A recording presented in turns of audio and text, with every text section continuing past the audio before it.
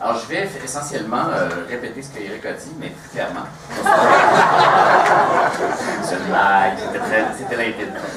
En fait, je fais exactement, je pense que tous les trois, on fait à peu près la même lecture des choses, mais on va vous les présenter sous des angles différents. Je vais m'intéresser davantage, en fait, à deux éléments, c'est-à-dire aux institutions financières, donc au problème institutionnel de la finance, tel que Éric nous l'a démontré, qui est dans une logique, comment dire, très liée avec l'économie dite réelle, comme si la finance était irréelle, et aux aspects politiques de ces institutions-là, et aux réponses, plutôt aux non-réponses politiques aux dérives de ces institutions-là, ce qui va mettre la table pour la révolution que Evelyne nous proposera par la suite.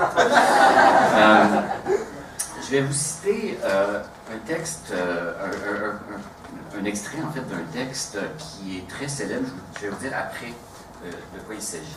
Bon, ceux qui ont lu mon article à d'abord le savent, coupez-moi pas. À partir de cette civilisation moderne, les royalistes économiques ont sculpté de nouvelles dynasties. De nouveaux royaumes ont été construits sur la concentration de leur contrôle sur les choses matérielles.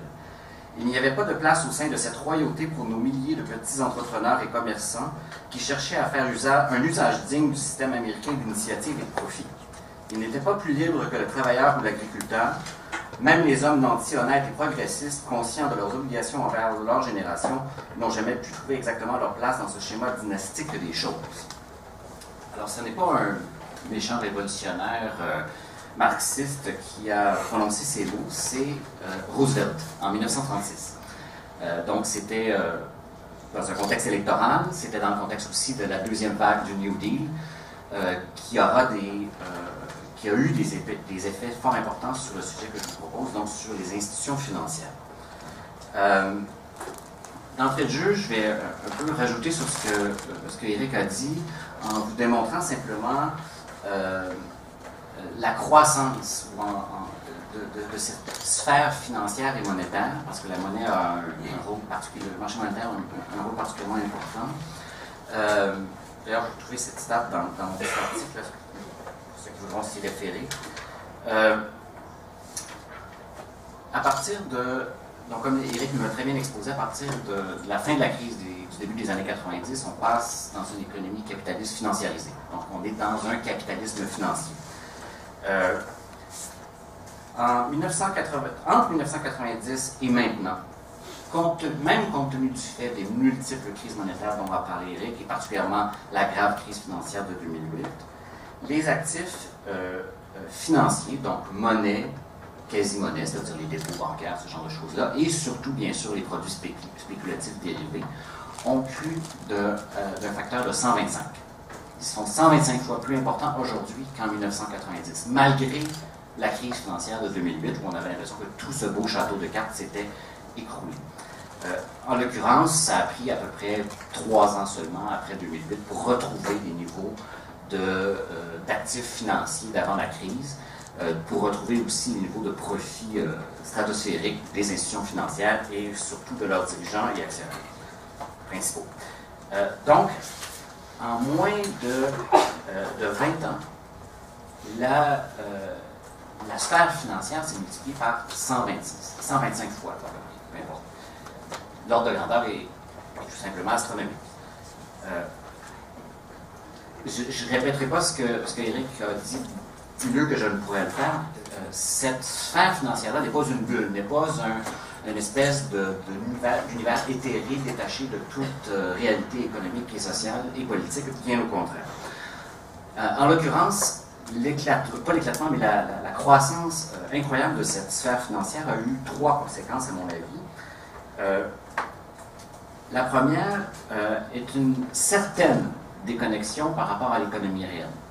Pas malgré, mais je dirais c'est un ajout à ce que Éric a dit, c'est-à-dire que pendant à peu près toute l'histoire du capitalisme, donc depuis la première révolution industrielle, les outils financiers, que ce soit la monnaie, que ce soit le banking, etc., étaient vus ou étaient en fait dans la réalité, une espèce de l'huile dans l'engrenage. Hein, en cours de macroéconomie, au bac, aux premières années de bac, c'est ça qu'on explique. La monnaie, c'est l'huile dans le moteur économique. Et c'est en grande partie vrai.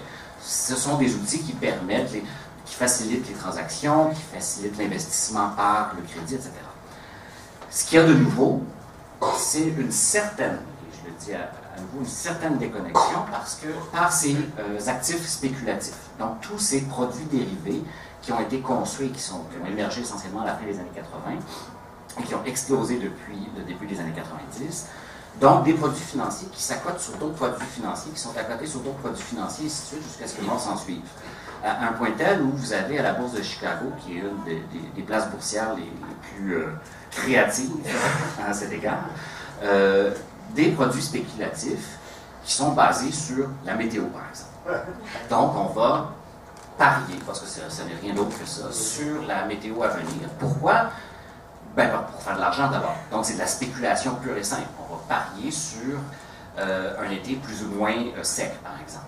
Évidemment, il y a une logique économique qui est d'une part rhétorique, c'est-à-dire, ben, c'est parce que on va spéculer, on va assurer, c'est une forme d'assurance sur les récoltes prochaines. Donc, on va amoindrir le risque dans le temps en spéculant sur les récoltes prochaines.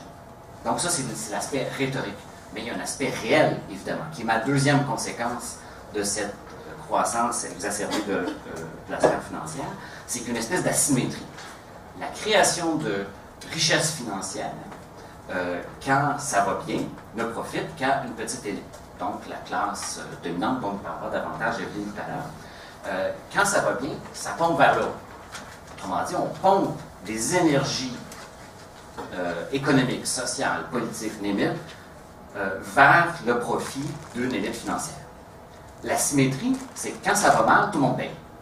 Et on l'a vu en 2008, et Eric l'a mentionné dans d'autres mots tout à l'heure, ça n'est pas vrai que c'est complètement détaché, encore une fois, du monde réel. Quand les bulles d'actifs se mettent à exploser, comme on l'a vu en 2008, comme on va le revoir assurément dans les prochaines années à plusieurs égards, ben c'est tout le monde qui paye. Ce sont les maisons qu'on perd parce qu'on est surendetté par les hypothèques, comme on l'a vu aux États-Unis. Peut-être que ça va s'en venir un de ces quatre au Canada, on n'est pas à l'abri de ça, loin de là. Ce sont évidemment des entreprises bien réelles, des manufactures, des entreprises de services, etc., qui sont dépendantes de cette sphère financière-là, qui payent le prix, comme on l'a vu encore une fois dans la crise de 2008, et ça se traduit par des mises à pied, évidemment, des ralentissements, des délocalisations, et ainsi de suite.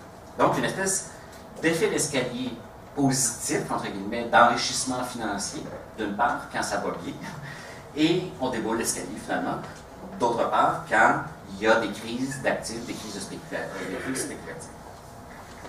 Troisième conséquence, elle est politique, celle-là. Oui, il me reste de temps, Il reste encore 10 minutes, parfait. Donc, la troisième conséquence, elle est politique.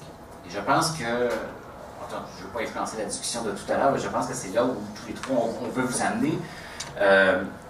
C'est qu'on l'a vu, Obama aux États-Unis, bon, on pourrait faire le même constat avec Sarkozy en France, avec Merkel en Allemagne et Harper au Canada, ont promis avec moult, figures rhétoriques imposantes, de mettre au pied la finance, puis que ça n'arrivera plus, puis blablabla, puis que ça n'avait aucun sens, c'était une crise morale du capitalisme, blablabla, puis blablabla, et blablabla.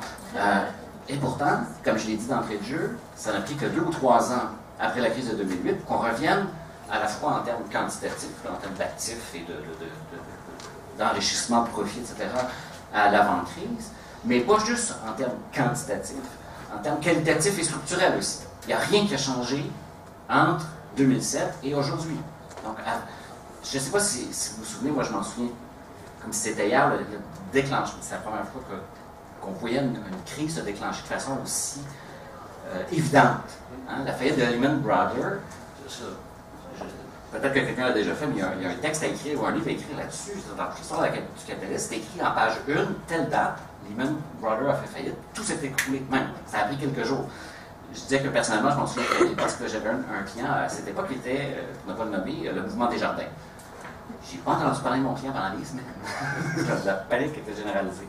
Donc, il y a eu ça veut dire qu'il y a eu un déclenchement immédiat, un effet de domino immédiat, sur lequel le politique n'a eu aucune prise. Et si je vous ai cité Roosevelt au début, c'était un peu pour vous dire que l'histoire se répète. Hein, parce qu'après la crise, qui a d'abord été une crise boursière aussi, si on peut en parler longuement, là, mais en 29, parce qu'il y a des différences majeures, au point de vue financier, ce que Roosevelt a fait, et son administration bien évidemment, c'est d'abord de réformer fondamentalement les règles du jeu et les structures institutionnelles financières aux États-Unis. Le New Deal était un paquet d'autres affaires, mais au point de vue financier, c'était notamment ça. Et entre autres, et on en a plus parlé, mais après 2008, dans les mois qui ont suivi, tout le monde avait ces mots-là à la bouche.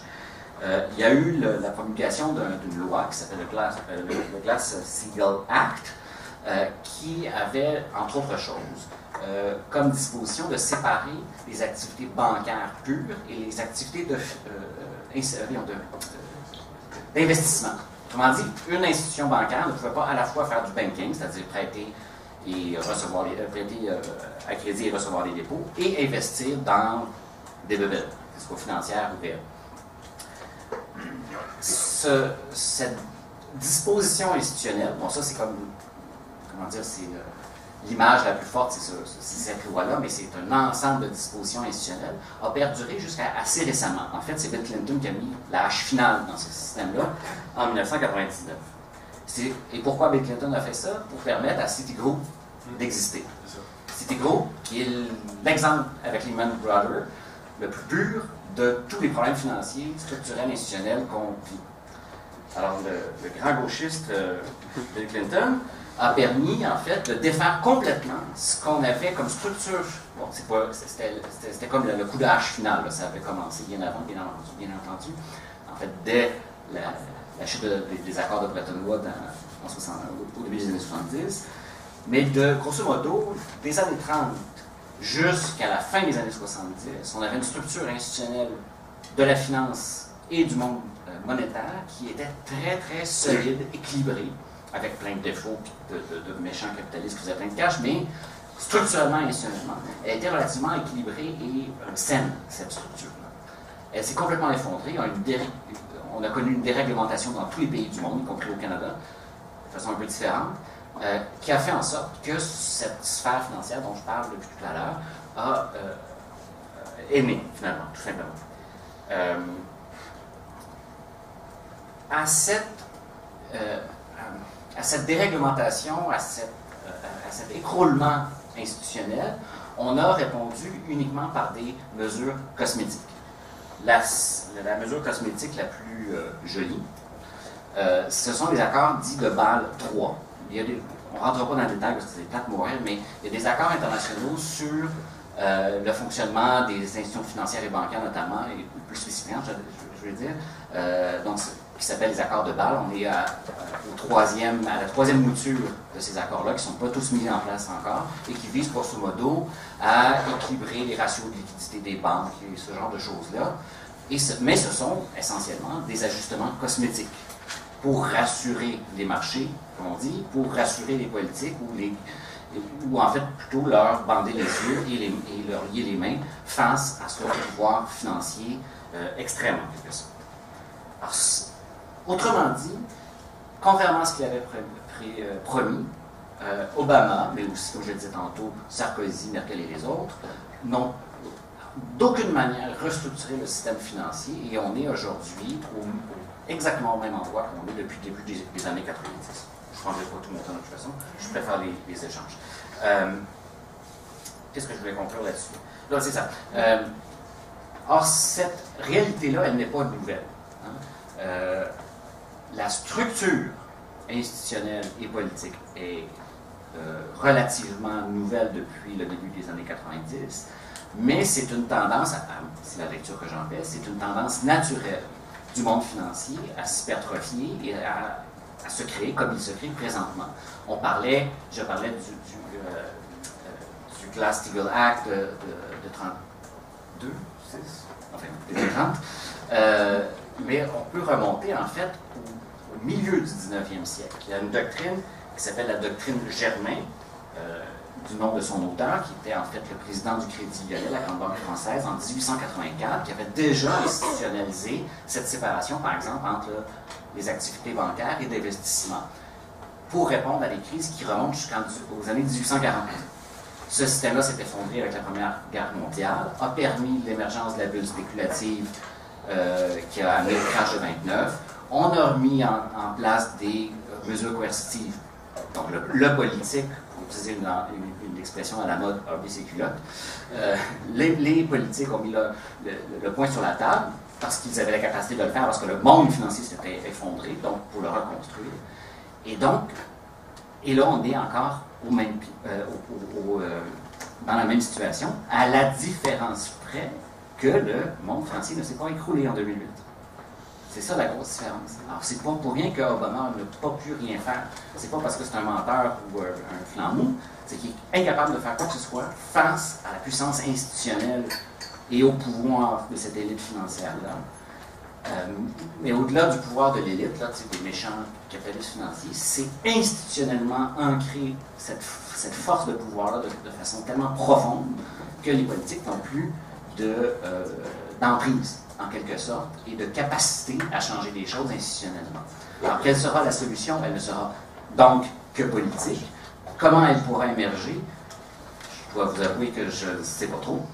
À part par un écroulement complet du système financier, donc une cascade de crises financières, de nouvelles crises financières, mais qui seraient plus profondes, donc qui seraient plus structurelles que celle de 2008.